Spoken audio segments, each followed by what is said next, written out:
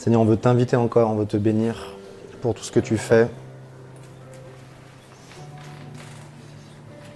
Seigneur, on veut honorer ta présence, honorer le travail que tu fais dans nos vies. Saint-Esprit, ma prière, c'est que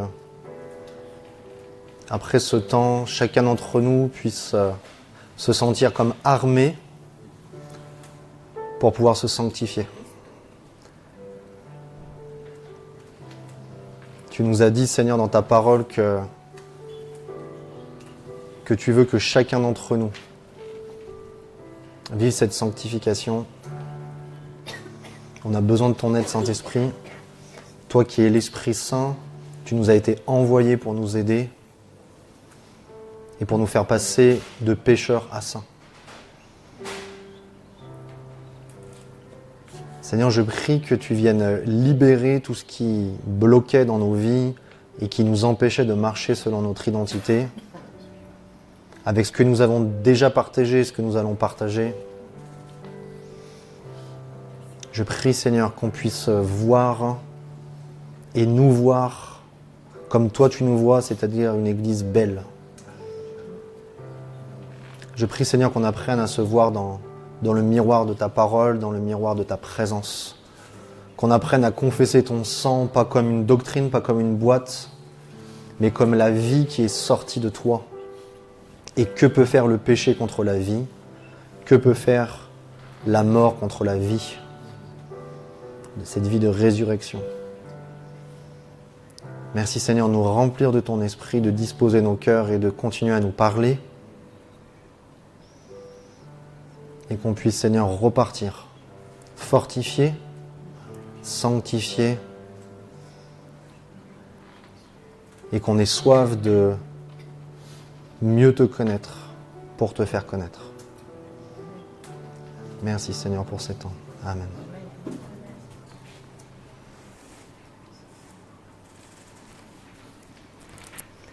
Merci, cher frère. Tu ne fais pas tout tomber, parce que la dernière fois, tu as tout fait tomber. C'est toi. Ok. Bon, rassurez-vous, il n'y a que 4 points, on a vu les 3 premiers. Mais je vais introduire le 4e en vous disant qu'il est important de vouloir et de pratiquer la justice, la sanctification, parce que c'est des fruits de la nouvelle naissance.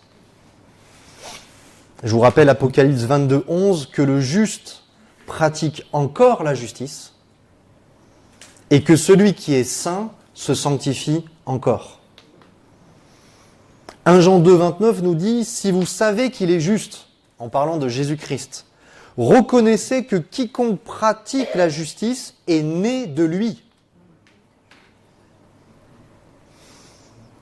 Et c'est vrai que des fois, j'ai des frères et sœurs qui viennent nous voir et qui nous disent « Wow, mais à mon travail, il s'est passé ça. J'ai pas pu faire ça parce que c'était pas juste. J'ai été obligé de faire ça. » Et je les regarde avec un petit sourire rassurant en disant « Ce sont des fruits de la nouvelle naissance. » Pratiquer la justice, naturellement. Quelqu'un a dit, et je vous sors vraiment des citations puissantes, « La vraie liberté ne consiste pas à faire ce que l'on veut. C'est être capable de bien faire ce qui est juste. » Romains 6, 18 nous dit « Ayant été affranchis du péché, vous êtes devenus. » Et vous avez l'habitude, quand on utilise ce terme, on rajoute derrière de nature. Merci, j'étais proche du bide, mais c'est passé. Vous êtes devenus esclaves de la justice. Ayant été affranchis du péché, vous êtes devenus esclaves de la justice.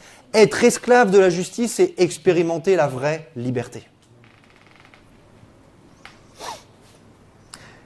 Et Paul va redire la même chose 4 versets plus tard, mais maintenant, étant affranchi du péché, il va commencer de la même manière, est devenu esclave de Dieu. Vous avez pour fruit la sainteté. Voilà des fruits dignes de la nouvelle naissance. Vouloir pratiquer la justice et se sanctifier. Et c'est vrai que j'ai eu cette image que vous allez dans un verger, vous voyez un arbre, et ô combien il est difficile, en tout cas il est impossible pour moi, que tant que cet arbre n'a pas produit sa première pomme, de savoir que c'est un pommier. N'est-ce pas ? Donc on s'aperçoit que les fruits de sainteté ont besoin de montrer à tous que nous sommes saints. Et de glorifier Dieu pour cela. Alors on va rendre les choses encore plus concrètes, je vais vous donner quelques fruits de sainteté. La liste est longue, je vous en ai sélectionné sur le tard seulement certains. Ça commencera par si nous, je vous donnerai le fruit, alors nous portons un fruit de sainteté. Vous voyez le principe ? C'est super. Rappelez-moi les deux définitions de la sainteté, les deux facettes, être sans péché et mis à part. Ok, tout le monde là. Si nous n'aimons plus le péché, alors nous portons un fruit de sainteté. Et là, celui-là, on le met dans la catégorie être sans péché. Et je vous rappelle que ne plus aimer le péché, ce n'est pas le fait de le faire dans la peur de la punition ou d'une manière religieuse. C'est de le faire parce que c'est plus notre nature. Et que cela ne nous intéresse plus.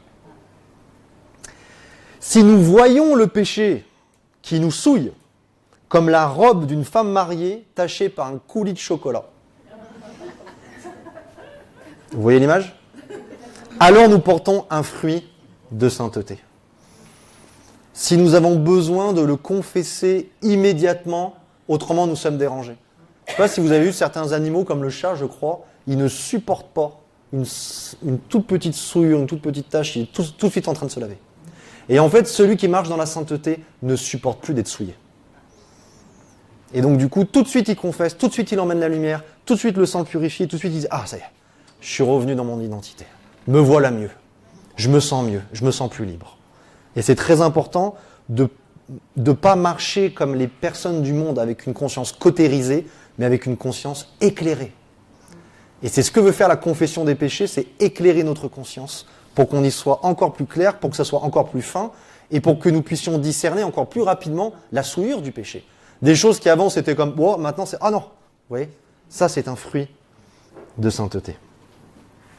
Et bien entendu, on confesse pour tout de suite retourner dans sa présence, parce que vous avez compris que la carte de membre, elle était à l'intérieur.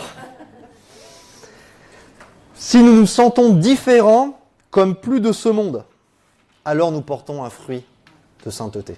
Et là, on a basculé dans la partie mise à part de la définition de la sainteté. Jean 15, 19, Jésus nous dit, « Si vous étiez du monde, le monde aimerait ce qui est à lui. Mais parce que vous n'êtes pas du monde, et que je vous ai choisi du milieu du monde, à cause de cela, le monde vous hait. » Et j'ai envie de rajouter, l'accepter est aussi un fruit de sainteté. Si nous expérimentons la victoire de la mort de la croix, c'est un fruit de sainteté. C'est tellement bon de voir une personne qui a laissé la croix œuvrer dans sa vie. C'est agréable. Ça sent bon, comme on le partageait avec les frères et sœurs.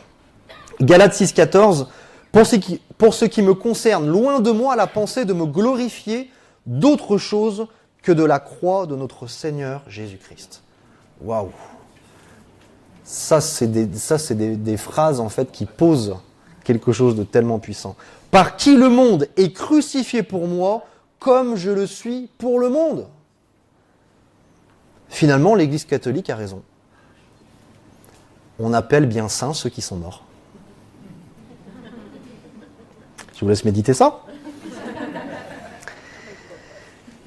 Si nous nous sentons concernés par l'avancée du royaume de Dieu, alors nous portons un fruit de la sainteté. On est dans la partie mise à part, n'est-ce pas ? On pourra dire comme Jésus dans Luc 2, 49, et pourtant il était jeune à ce moment-là, « Ne saviez-vous pas qu'il faut que je m'occupe des affaires de mon Père ?»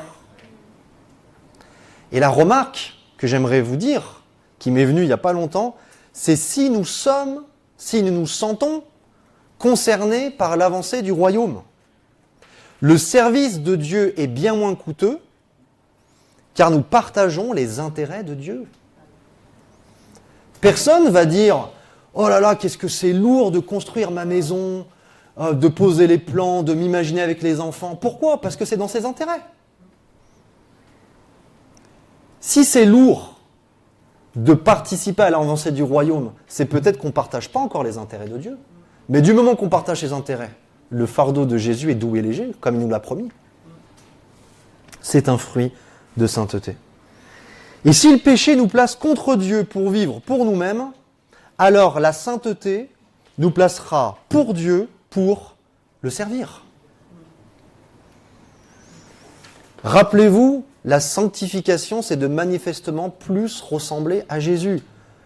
Première facette de la sanctification, être sans péché. Jésus dans son caractère.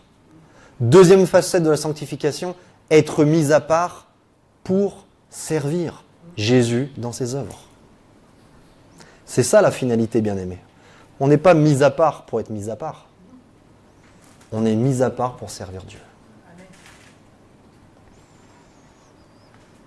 Et je vais vous le prouver dans les 1000 versets qu'on va citer. Être né de nouveau, c'est être saint, c'est être un disciple. Rappelez-vous la définition du disciple qu'on a donnée, c'est d'avoir le caractère de Christ et de faire ses œuvres. Vous avez la définition dans la sainteté. N'est-ce pas merveilleux ?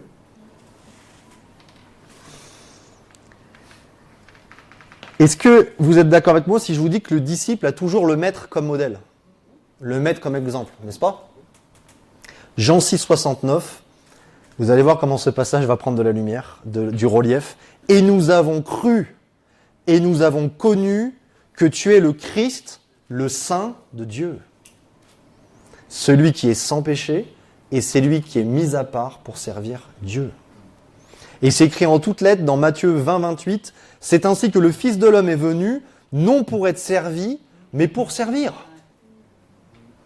C'est quand même original pour un roi. Et ça l'est encore plus pour le roi des rois. Dans Matthieu 4, 9, Satan vient devant Jésus. Je ne sais pas, il y croyait peut-être ou pas du tout, mais il s'est dit, bon, il faut quand même que je le dise. Je te donnerai toutes ces choses si tu te prosternes et m'adores. Ah, bien sûr. Jésus, il a attendu toute l'éternité pour venir, c'est bien sûr pour se prosterner devant Satan. Pourquoi pas. Jésus lui dit, parce que c'est surtout ça qui est important à retenir, Jésus lui dit, retire-toi Satan, car il est écrit, tu adoreras le Seigneur ton Dieu et tu le serviras lui seul. Une adoration sans le service n'est pas une adoration biblique.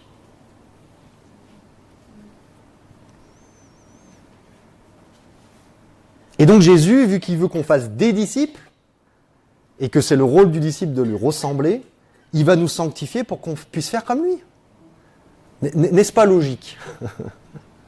Hébreux 9, 14, combien plus le sang de Christ purifiera-t-il votre conscience des œuvres mortes, afin que vous puissiez mieux vivre votre vie ? Ah non, c'est pas ça. Purifiera-t-il votre conscience des œuvres mortes, afin que vous serviez le Dieu vivant ? Voilà, c'était ça l'objectif. C'était ça le but. Luc 1, 74, de nous permettre, après que nous serions délivrés de la main de nos ennemis, de le servir sans crainte. Sans le service pour Dieu, nous ne pouvons pas expérimenter ce qu'est la vraie liberté. Nous ne pouvons pas expérimenter ce qu'est la vraie liberté. La dernière fois, je vous ai lu un verset d'Ézéchiel, et je ne vous ai pas donné l'intro, la voici, Ézéchiel 44, 15. Mais les sacrificateurs, vous vous rappelez, hein, c'est ceux qui sont nés et qui ont hérité parce qu'ils sont nés. Les sacrificateurs, les Lévites, fils de Tsadok. Moi j'aime bien, à chaque fois que je vois fils de, je vais aller voir. Des fois je me dis, je peux tomber sur quelque chose de sympa. Bon, là c'était pas mal. Tsadok, vous savez ce que ça veut dire ? Ça veut dire juste. Qui ont fait le service de mon sanctuaire quand les enfants d'Israël s'égaraient loin de moi. Ceux-là s'approcheront de moi pour me servir. Et enfin, Apocalypse 7, 3. Ne faites point de mal à la terre, ni à la mer, ni aux arbres, jusqu'à ce que nous ayons marqué du sceau. Jusqu'à ce que nous ayons marqué du sceau. Qu'est-ce que ça veut dire ? Ça veut dire que ce sceau-là, c'est une image de l'appartenance à Dieu. Celui qui est né de Dieu lui appartient. que nous ayons marqué du sceau le front des serviteurs de notre Dieu. Alors voilà le dernier point. Comment nous pouvons nous sanctifier, vous l'avez senti venir, par le service pour Dieu. Est-ce que vous savez, à votre avis, combien de fois le mot service ou servir apparaît dans la Bible? Servir est sa racine. 1566 fois. Et ma prière, bien-aimée, des 4 points, c'est celui qui me tient le plus à cœur, parce que c'est celui qui est le moins compris dans l'Église aujourd'hui. Ma prière, c'est qu'on ne voit plus le service comme une charge, mais comme la vie. Libéré de tout tu dois, libéré de toute culpabilité, libéré de tout ce cœur qui me condamne dès que je m'approche de Dieu, ou dès qu'il me dit « Ouais, mais si tu t'approches de moi, c'est pour me servir. » C'est pas comme ça que ça marche. Ma prière, c'est ne plus voir le service comme de l'esclavagisme, mais comme accomplir une volonté parfaite d'un être parfaitement bon. Rappelez-vous ce qu'on avait dit, l'obéissance, c'est obéir avec du sens. De cœur, obéir avec du sens. Bien-aimé, ma prière, c'est qu'on puisse voir le service comme le plus grand des honneurs, car il nous permet de régner avec Dieu. On parle beaucoup de la souveraineté de Dieu, la voici. La souveraineté de Dieu, ce n'est pas seulement de régner sur nous, mais c'est de régner avec nous et de régner à travers nous. Et vous savez pourquoi Dieu veut et peut nous utiliser ? Parce que c'est pas lui le problème, c'est nous. Lui, jamais il va venir vers quelqu'un en disant « Non, toi, pas faire grand-chose de toi. » Jamais. Jamais. Jamais vous trouverez Dieu faire ça. Vous savez pourquoi ? Parce que lui, le miroir, il le voit parfaitement. Et il nous voit parfaitement saints.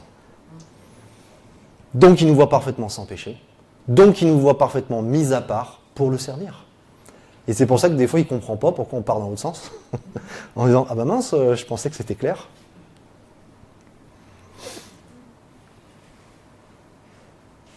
Selon Jésus, le plus grand est celui qui règne en servant.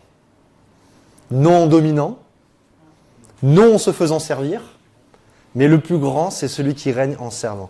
Et je sais, bien-aimé, que ce principe a beaucoup été détruit dans l'Église à cause de faux ministères. Chacun le sait. Chacun le sait en voyant de faux ministères, en disant « Mais c'est ça les ministères du Seigneur ? C'est eux qui doivent montrer l'exemple ?» Mais en fait, ils se font servir, ils dominent, ils contrôlent, ils écrasent. Et regardez ce que dit Jésus, on va le prendre ensemble ce passage parce que vraiment il est puissant. Matthieu 20, à partir du verset 25.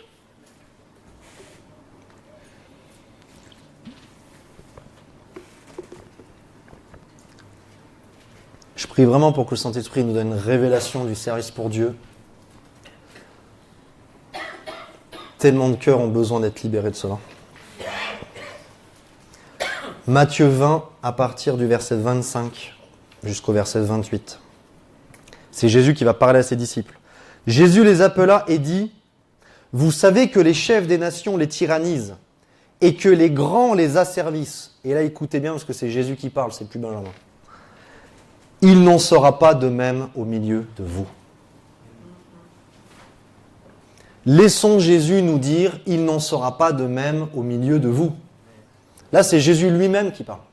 « Mais quiconque veut être grand parmi vous, qu'il soit votre serviteur. » Vous savez, Jésus serait arrivé sur un grand cheval blanc, il aurait claqué des doigts, il aurait dit hop, hop, hop, ça, il serait reparti dans la gloire. On aurait dit oui, mais c'est facile de parler de serviteur, toi. T'as fait gloire, un petit peu moins la gloire et gloire tout de suite. Mais Jésus, il a quitté sa gloire. Et il aurait pu venir comme un roi que tout le monde attendait. Non, il a lavé les pieds de ses disciples et il est mort sur une croix pour nous. Lui, il a donné l'exemple parfait du service. Qu'il soit votre serviteur. Et quiconque veut être le premier parmi vous, qu'il soit votre esclave. C'est ainsi que le Fils de l'homme est venu, non pour être servi, mais pour servir. Et il aurait pu s'arrêter là, mais il continue en disant « et donner sa vie comme la rançon de plusieurs. » Voilà les vrais ministères selon la parole, selon Éphésiens 4. Et vous savez, le ministère, c'est le mot diakonos qui veut dire serviteur. Les ministères ont été donnés par Christ pour qu'ils puissent continuer à montrer l'exemple de Christ. Le ministère vient vers vous et sa phrase c'est « Je suis à ton service ».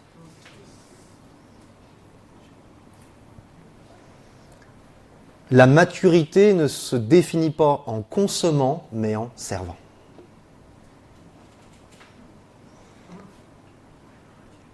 Alors, je vais terminer en vous faisant une petite liste de servir Dieu c'est. Comme tout à l'heure, on va faire une petite liste. Et sachez que cette liste, elle est indispensable pour notre sanctification. Enfin, cette liste, non. Ce point est indispensable pour notre sanctification et pour notre croissance dans le Seigneur. Et je vais essayer au mieux de vous le faire comprendre. Servir Dieu, c'est. Moi, j'ai pas de com à avoir à la fin. On peut se sentir libre et se parler honnêtement. Moi, perso, derrière, j'ai rien à y gagner. C'est juste que j'essaye d'entendre le cœur de Dieu qui bat, et là, il bat vraiment. Donc, il faut vraiment qu'on comprenne ça. Servir Dieu, c'est, premièrement, être libéré de l'inutilité. Il est effarant de voir le nombre de personnes dans ce monde qui tombent en dépression à la retraite, ou même qui meurent à la retraite, parce qu'ils ont mis leur vie, leur identité, leur accomplissement dans leur travail, et le fait de ne plus se sentir utile, ils disent « à quoi bon vivre ?» et ils meurent. Ça, c'est vraiment attristant. Mais est-ce que c'est pas encore plus attristant que dans l'Église, des personnes le vivent même avant la retraite ? Qui s'assoient sur leur banc et qui disent « à quoi bon ?» C'est ça la grande souffrance. Servir Dieu, c'est faire descendre le ciel sur la terre et y goûter. Comme je dis souvent avec ironie, on reçoit la com céleste. Vous savez, un bon joueur de poker, à la fin, au croupier, là, il lui donne une petite pièce. Et à chaque fois que Dieu nous utilise, avant de partir, il nous fait une petite com céleste. Il nous dit, tiens, c'est pour la beauté du geste. Et heureusement, il ne fait pas que ça. L'image que j'aime donner, que certains d'entre vous n'ont pas encore entendue, donc je la redonne, c'est que au départ, nous sommes remplis de l'esprit. Mais le problème, nous sommes remplis de l'esprit d'un dé à coudre. Alors la personne va vous dire, mais je suis rempli de l'esprit, et croyez-la. Parce que c'est vrai. Mais sauf qu'elle est remplie de l'esprit d'un dé à coudre. Et donc le service pour Dieu, qu'est-ce qu'il fait concrètement, spirituellement parlant ? C'est que quand vous servez, vous videz ce dé à coudre sur les personnes à qui vous donnez le service. Vous videz ce dé à coudre. Et qu'est-ce que dit Dieu ? Il dit, la prochaine fois, je vais doubler ton dé à coudre. Et à chaque fois qu'on va aller dans sa présence, il va remplir, du coup, ce double du dé à coudre. Le coup d'après, vous servez, vous dites, purée, c'était plus puissant que la dernière fois. Et Dieu dit, oui, 2 fois plus puissant. C'était ça la stat. Et vous revidez votre contenant, et Dieu le refait grandir, etc.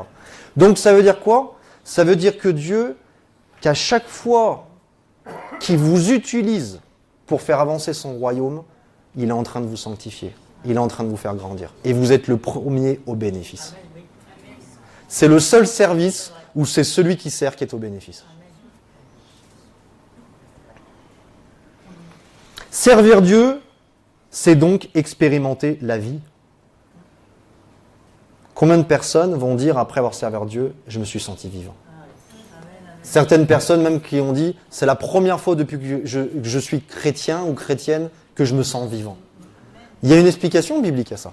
Déjà, ceux qui ont fait la première leçon de la VV, sachent maintenant, mais savent maintenant, ils le savaient déjà avant, que expérimenter la mort, c'est d'être contre Dieu. Donc déjà, par définition, si expérimenter la mort, c'est être contre Dieu, si on est pour Dieu ou avec Dieu, on expérimente la vie. Ça, c'est logique. Mais Romains 6, 10 et 11 nous disent quelque chose de fort. En parlant de Jésus, il est revenu à la vie. Et ça, c'est une image de notre nouvelle naissance, parce que quand on est nouveau, on revient à la vie aussi. Il est revenu à la vie, et c'est pour Dieu qu'il vit. Ça serait bien qu'il s'arrête là. Sauf que le verset d'après, il dit « Ainsi vous-même, Ah mince, c'était pour nous. Ainsi vous-même, regardez-vous comme mort au péché et comme vivant pour Dieu en Jésus-Christ. Donc je me suis senti vivant, c'est juste qu'on a expérimenté notre nouvelle nature d'être vivant pour Dieu en Jésus-Christ. Tout simplement. Et une personne née de nouveau, qui a déjà goûté à ça, ne pourra plus continuer sa vie en étant bien sans servir Dieu. Et une personne née de nouveau ne pourra jamais combler le vide qu'elle a en elle si elle n'expérimente pas le service pour Dieu. C'est le pourquoi on est sur terre. On est de nouveau, Dieu il nous emmène direct. Pourquoi il nous laisse là? Quoi bon?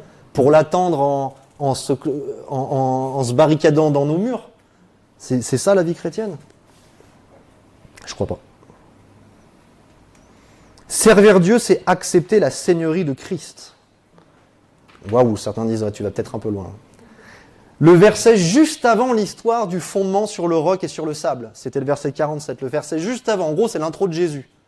Luc 6, 46. Pourquoi m'appelez-vous Seigneur, Seigneur, et ne faites pas ce que je dis? Servir Dieu, c'est mettre en pratique la parole de Dieu. 1 Thessaloniciens 1,9. Car on raconte comment vous vous êtes convertis à Dieu en abandonnant les idoles pour servir le Dieu vivant et vrai. Ce passage nous parle de l'exclusivité de la seigneurie de Jésus-Christ. Il y a beaucoup de personnes, leur problème, c'est pas qu'ils ont fait de Jésus leur Seigneur. Leur problème, c'est que Jésus partage le trône.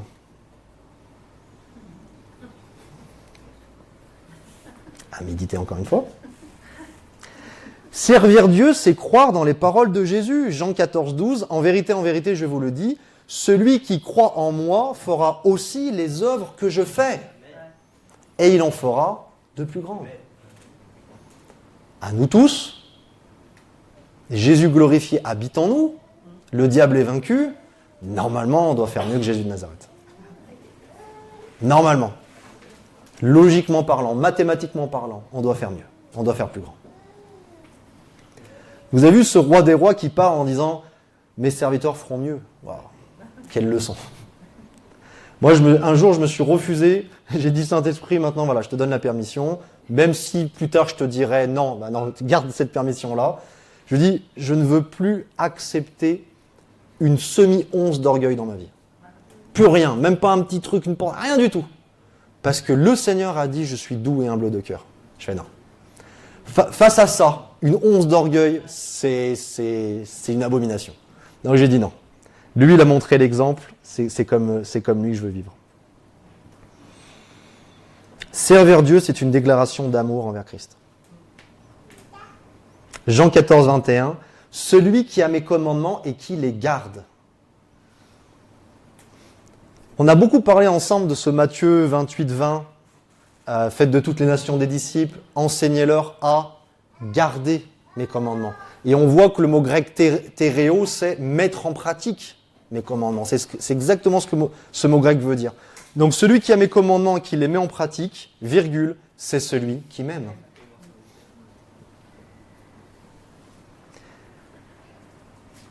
Faire des disciples est donc une preuve d'amour envers Christ. Vous savez, c'est un homme qui dit à sa femme tous les jours « je t'aime » et qu'il la trompe. Je préfère qu'il lui montre dans son quotidien qu'il l'aime. On peut dire à Jésus tous les jours « je t'aime », mais si son seul commandement on lui dit « non merci », c'est des paroles vaines, non? Josué 22, 5, « Ayez soin seulement d'observer et de mettre en pratique les ordonnances et les lois que vous a prescrites Moïse, serviteur de l'Éternel. Aimez l'Éternel votre Dieu, marchez dans toutes ses voies, gardez ses commandements, attachez-vous à lui et servez-le de tout votre cœur et de toute votre âme. » Voilà, Josué, là, il a tout dit.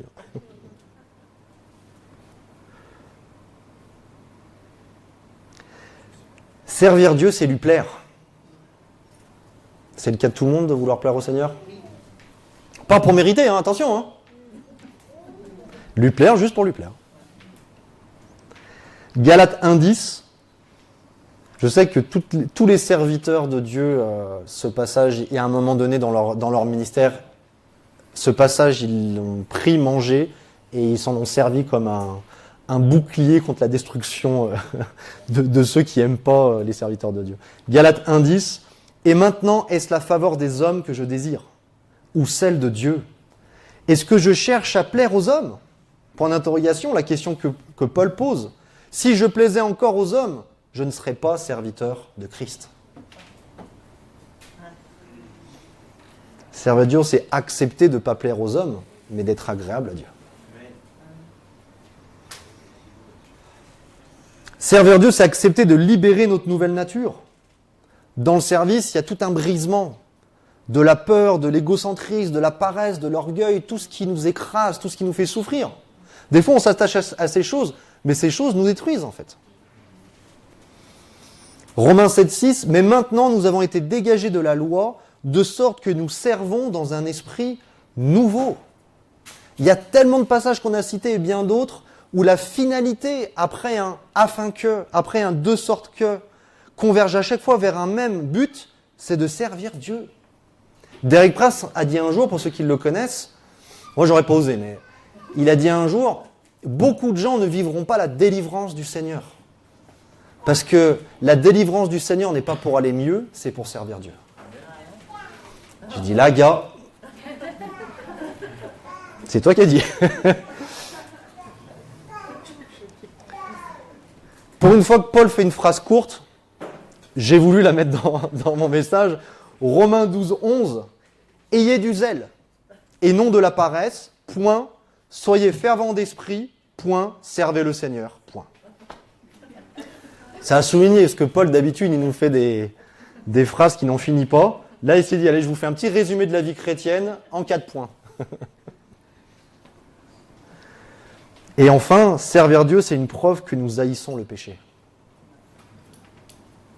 1 Jean 3,8, le Fils de Dieu apparut afin de détruire les œuvres du diable. Acte 10, 38, vous savez comment Dieu a oint du Saint-Esprit et de force. Et il va le faire avec tous les saints. Jésus de Nazareth qui allait de lieu en lieu faisant du bien et guérissant ceux qui étaient sous l'empire du diable, car Dieu était avec lui. Je ne crois pas que quelqu'un d'entre nous aime voir les gens souffrir. Et on ne sert pas Dieu pour servir Dieu, on sert Dieu pour sauver. Il y a des médecins qui aiment leur métier parce qu'ils savent qu'ils sauvent. On devrait aimer servir Dieu parce qu'on sauve encore plus qu'eux. Encore mieux qu'eux. Encore plus profondément qu'eux. Et c'est pour ça, bien aimé, que le commandement de faire des disciples permet à tout son corps de servir. Et je vais terminer avec ça. Je termine avec cela pour vous montrer à quel point l'Église est belle. Ça vous intéresse ? Vu que vous en faites partie, ça va vous complimenter un petit peu aussi quand même. Je termine avec ce dernier point et je vous remercie pour votre attention. Servir Dieu, c'est l'appel glorieux de l'Église de Jésus-Christ, qui est son corps. Tellement horrible de voir quelqu'un paralysé sur un lit d'hôpital avec que la tête qui bouge. C'est une vue naturelle qui ne peut pas nous satisfaire, qui ne nous laisse pas indifférents. Et pourtant, des fois, c'est un peu ce que l'Église représente. Avec une tête bien vivante et un corps bien paralysé. Et Jésus a dit, faites de toutes les nations des disciples. Et si vous êtes un disciple, vous pouvez faire un autre disciple. Et donc vous pouvez servir Dieu. Comme ça, il y en a pour tout le monde. Pas de chômage dans le royaume de Dieu. Ésaïe 6, versets 3, 8 et 13. Je vous le lis à la suite. Ésaïe, chapitre 6, 3, 8 et 13. Les séraphins criaient l'un à l'autre et disaient « Saint, Saint, Saint est l'Éternel des armées.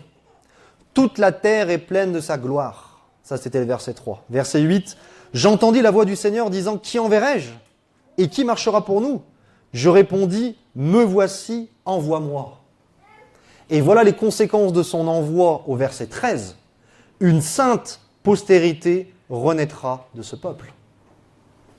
Voilà dès Ésaïe ce qui va être prophétisé, c'est que de ce peuple d'Israël, une sainte postérité renaîtra. On appelle ça l'Église. 1 Pierre 2,9, vous êtes une race élue, un sacerdoce royal, une nation sainte, un peuple acquis, afin, encore une fois, que vous annonciez les vertus de celui qui vous a appelé des ténèbres à son admirable lumière. Rappelez-vous ce qu'on a lu tout à l'heure. Si nous marchons dans la lumière comme lui-même est dans la lumière. Quelque part, nous devons avoir accès à cette lumière pour aider les autres à pouvoir y goûter. Une sainte postérité, une nation sainte. Et dans Éphésiens 1,18, Paul, il s'embête même plus avec les images. Et qu'il illumine les yeux de votre cœur pour que vous sachiez quelle est l'espérance qui s'attache à son appel, quelle est la richesse de la gloire de son héritage qu'il réserve aux saints. Donc maintenant, il appelle même l'Église les saints. Point. Ça suffit. C'est comme il y a tout dedans. Vous comprendrez la définition de l'Église. Il suffit que je les appelle les saints. Et vous savez, je me suis aperçu de quelque chose de très puissant. C'est que, vous vous rappelez ce que veut dire l'Église, le mot ecclésia, on en a beaucoup parlé, ça veut dire appeler hors d'eux. Donc dans la définition même du mot Église, on est en train de parler du mis à part de la sainteté. Église veut dire appeler hors d'eux. Donc quand vous direz Église, vous êtes obligé de parler de saint, parce que dans le mot Église, il y a une des deux facettes de la sainteté. Intéressant, n'est-ce pas ? Et donc l'Église sera glorieuse quand elle comprendra sa sainteté et quand elle laissera Christ se manifester au travers d'elle. L'Église sera glorieuse. Rappelez-vous tout à l'heure, qu'est-ce qu'on a dit ? Que le voile a été ôté, afin que la gloire puisse pleinement jaillir. Là, on parlait d'une personne. Vous imaginez si toutes les personnes s'ajoutent, s'allient, s'unissent, vous imaginez la puissance de la gloire qui peut être manifestée ? C'est ça que Jésus veut voir. C'est ça que Jésus a en tête. On l'a vu tout à l'heure, Christ en vous, l'espérance de la gloire. Colossiens 1,27. Un peu plus tard, dans Colossiens 3,4, une fois qu'il ait posé cette base, il nous dit « Quand Christ, votre vie, paraîtra, alors vous paraîtrez aussi avec lui dans la gloire. » Vous n'avez aucun fondement biblique qui vous dit que c'est pour le futur, ça. C'est pour l'Église, c'est pour maintenant. Dernier verset, Éphésiens 5,27, afin de faire paraître. Ah tiens, c'est le même mot qui est utilisé. Christ en vous, l'espérance de la gloire. Quand votre vie paraîtra, alors vous paraîtrez aussi avec lui dans la gloire. Éphésiens 5,27, afin de faire paraître devant lui cette Église glorieuse. Ça prend sens ou pas ? Sans tache, ni ride, ni rien de semblable, mais sainte et irrépréhensible. Servir Dieu, c'est d'être et de faire comme le Maître, donc de se sanctifier pour ressembler à Jésus. Et c'est l'appel de l'Église. Je conclus. La dernière fois, on avait vu la sanctification religieuse, c'était le fait de sanctifier notre chair. On l'avait défini de cette manière. Essayer de devenir meilleur en nous-mêmes, par nous-mêmes et pour nous-mêmes. Voilà la sanctification religieuse, charnelle ou légaliste. Et j'aimerais terminer avec une définition opposée de la sanctification biblique. C'est croire et expérimenter que nous sommes devenus saints en lui, par lui et pour lui. Seigneur, on veut te bénir et on veut confesser que nous sommes devenus saints. On veut confesser que nous sommes ton corps, ton Église. Merci Seigneur de renouveler notre manière de penser afin qu'on puisse te voir différemment, qu'on puisse nous voir différemment, qu'on puisse voir différemment ton Église.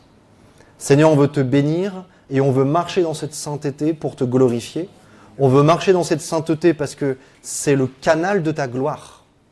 Et on veut ouvrir nos yeux sur le fait que Christ vit en nous et qu'il est l'espérance de la gloire, l'espérance étant quelque chose de sûr, une assurance de pouvoir l'expérimenter. Seigneur, que nous puissions plus nous rassembler sans voir ta gloire.